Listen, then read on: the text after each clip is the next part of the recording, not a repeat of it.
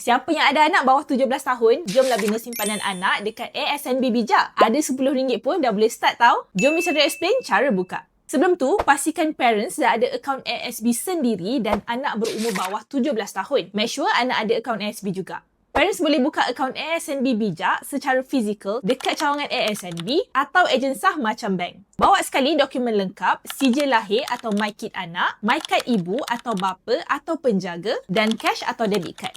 Boleh letak deposit serendah RM10, settle buka akaun ASNB Bijak untuk anak. Dan monitor akaun ni pun senang je. Tambah akaun anak ke profil MySNB anda sebagai akaun bijak supaya senang nak urus. Kalau rasa info ni bermanfaat, share dan repost dulu video ni siap-siap. Kelebihan buka akaun dekat cawangan ASNB ni, anda boleh guna kios je untuk daftar. Tak payah isi borang. Dan sekarang tengah ada kempen labur dapat hadiah. Bawa je resit kios ke kaunter untuk claim. Kalau buka dengan ejen sah pula, tak ada kempen ni. Jadi, kalau ada masa, pergilah buka akaun kejap dekat branch terdekat. Isandra dah explain, jangan lupa follow.